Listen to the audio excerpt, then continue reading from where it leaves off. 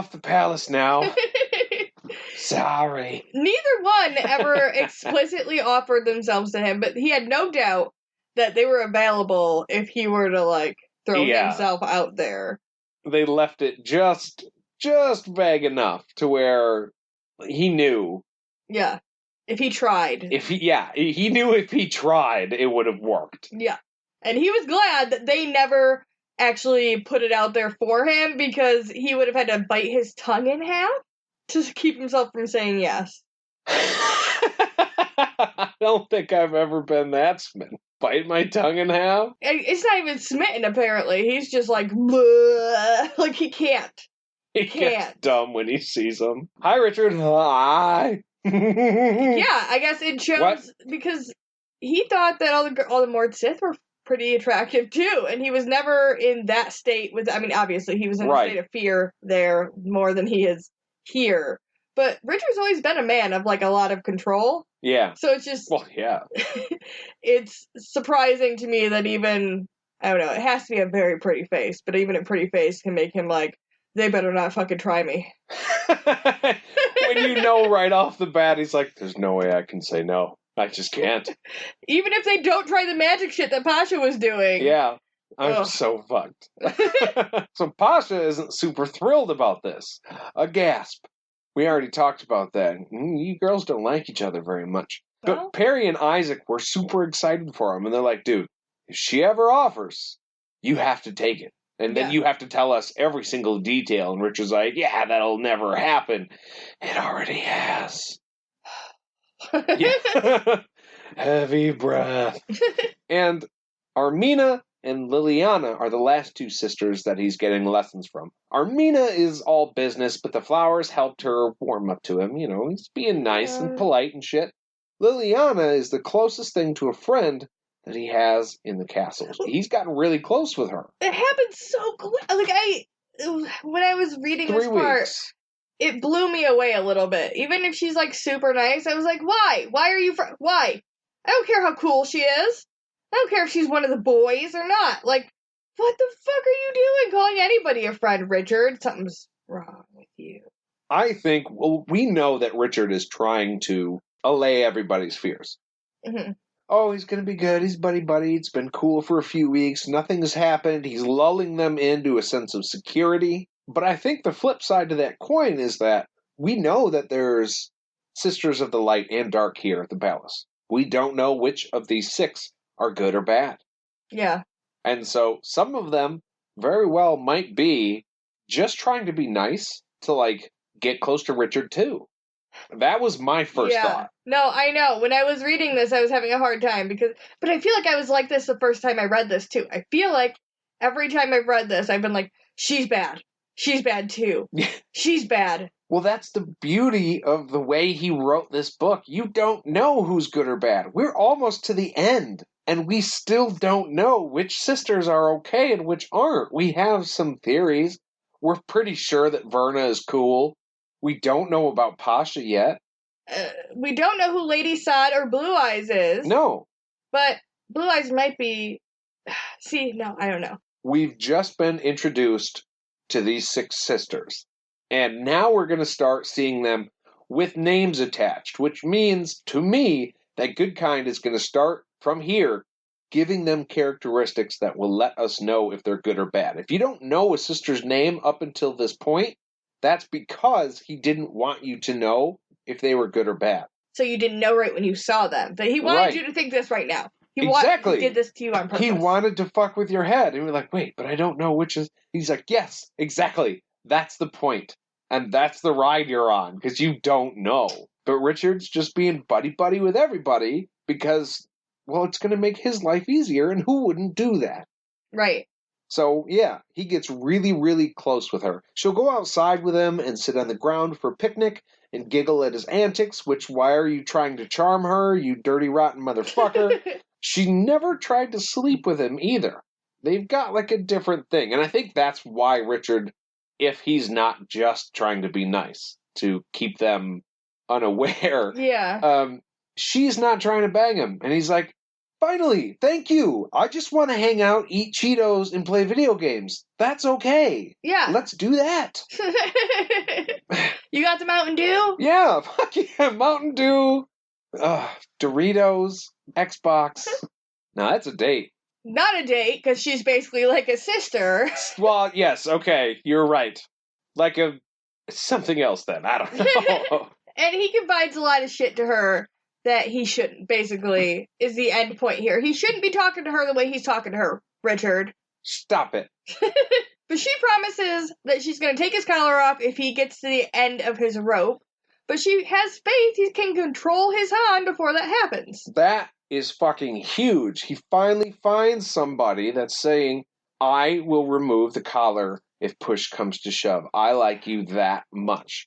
Which immediately made me go, she's a sister of the dark. Yeah, it made me feel like she is shisty. And it also made me feel like, okay, I understand why she would be the one he's starting to open up to a little bit. Yeah. Because she's the only one who has so far been like, sure.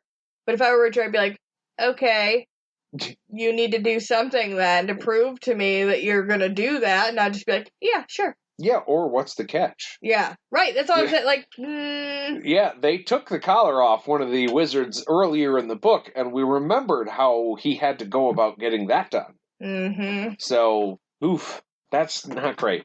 She also warns him not to go to the prostitutes in the city because they are dirty. So, they're dirty. If he wants to fuck and forget the collar, that's cool, but do it with somebody that he actually likes, which is not bad advice.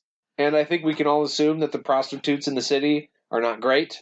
But how do you know? Also, see, I just think it would be complicated because if you're in a collar and you're going to be trapped here for who knows how long, I would just feel like getting in a relationship maybe isn't a great idea. I just feel like you're not in like a position to have relationships, so maybe it is better to just like randoms.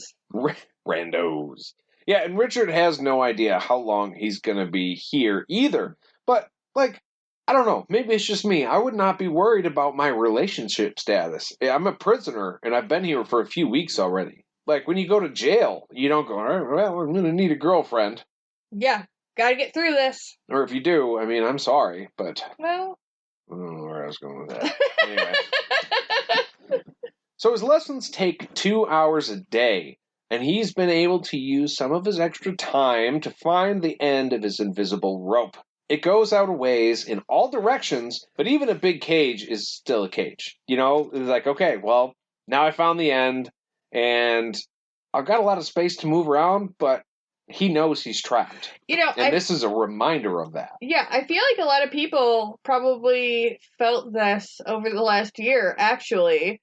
Even if you have a big house, or, you have a really nice setup wherever you are, we've all been a little trapped, maybe? Yeah. So even if it's nice where you are, eventually, once you find that's the edge of where you can go for an extended period of time, you're like, I just want to go outside it, though. Just 2 more steps in that direction, and I could be happy. Yeah. But I can't. Just let me go. Let me live. So when he finds the boundary, he goes into the Hagen Woods and he kills another Mrizwith. This to say that that's not even a thing for him anymore. He can just do this now. Yeah. It was a big deal the first time. And the second time, it's easy as fuck, apparently. Now they're just popping up for him. So it's definitely a Richard thing. Yeah. Richard's nights are spent with Gratch, though. He was worried Pasha would wonder where he was going, but he discovered that she couldn't know where he was when he was wearing the invisibility cloak. I mean the Mrizwith cape. It masked him somehow, and that's how they were so good at killing people, the Mrizwith. Yeah. I had a question about this cape, actually, that I don't know why I didn't ask when he first got it. How the hell did he stumble, quote unquote, upon this cape's weird ability? That thing was fucking dead, okay? So maybe he saw it blink back out of... No, because it stayed black. So, I don't know, maybe he saw it blink out of invisible to black, but he cleaned this shit off and then put it on and then was like, I gotta concentrate. The thing that stuck out to me is that he wraps it around him looking in the mirror, and it makes him invisible. So he goes, oh my gosh, I'm invisible. But then he has to continue to concentrate to keep himself invisible. Right. So that's not an accidental thing you can do. Yeah. Wrap yourself up and go invisible, invisible, invisible, or whatever it is he has to do mentally to make that occur. Yes. Yeah, wouldn't have been accidental. I'm totally with you there. Yeah. I'm with you. That's all. I don't know if it just has something to do with when he killed the thing, he saw it blink out, and he was like, oh, it has a special ability. But otherwise, it doesn't make a lot of sense to me. He just picked up a cape and was like, that's cool, and didn't know what the fuck it was. It is cool, and it makes sense that he doesn't want to lose it. So, the other part of the reason why he goes into the Hagen Woods to kill another Mriz with is so he can get a second cape. This way, he can just kind of tuck it up, and in case he gets caught with the first, he still has one. Yeah, if Pasha figures out that he can hide from her with the cape, she's probably not going to let him keep it. No. But, to be fair, Pasha hasn't really been able to take anything from him so far. Like, he's still got all of his shit, so I don't know how well it would really go if they tried to take his cape from him. Right. You get the sword end of an argument there. Yeah. So Warren has been slowly venturing from the vaults to outside. He's been going with Richard, and it's been a process, but Richard says it's just like working muscles after an injury. You know, it takes time. They start at night, they go outside a little bit. See, he can't see very far away, so it seems a little more enclosed, because Warren is terrified of big open spaces. So I hadn't considered doing it at night, but yeah, that's really smart. Yeah. He also brings a book, so, like, they can sit outside, and he can, like, distract himself by going into another place in a book. Yeah. So he doesn't realize that he's outside. Without having to focus really cool on the fact that he's out there. Yeah, that's really smart. Which a lot of these books actually probably do for a lot of us. We probably read them in places that we don't want to be, so they can take us away from there and distract us. So I thought that was a cute little, like... Hey, books, am I right? So Warren's search is going very, very slow. Some of the info is about power that the Bakaban Mana were given to help them restore their land one day. Apparently, when the completing link is joined with the power, the towers will fall. Richard thinks maybe him marrying Dew could be considered a link, and maybe its meaning was confused. So maybe some shit's going on. Yeah. Warren also mentions that the prelate is reading prophecy about the pebble in the pond, and Richard remembers that the phrase from the song Kaelin sang about the Skreeling. It leads Richard to ask Warren about the wizard's second rule, which leads us to finding out that Warren knows none of them. He's not a wizard. Well, I don't know. Is it because he's not a wizard, or is that not a thing that they're learning at the palace? Like, where are the wizard's rules from? I'm going to go out on a limb here and say wizards. This is what I think. This is a theory. I don't know if it's right, but because I caught this too. And I think what it is that if you're taught by a wizard, the wizard would have rules that he would then say, hey, these are the rules of being a wizard. So since these guys are learning from the sisters, there are no wizard's rules. What is this with the fingers? Okay, so... You're rubbing them together. Shut up. That's never a good sign. I'm thinking. I'm using my power. Okay, so when Zed told Richard the wizard's first rule, it was because he was taking on his role as a wizard training another wizard by giving him the wizard's rule. Yes. Right? Yes. And then now, Richard, who has been taking on, like, his role as a wizard in different minimal ways without realizing it, inadvertently just taught another wizard the first wizard rule, right? Look at you. Give me some of that. Yes. You nailed it. Okay. You know what? I think that calls for a beer. Yeah, great. So, we are going to get a refill, and we'll be back right after this.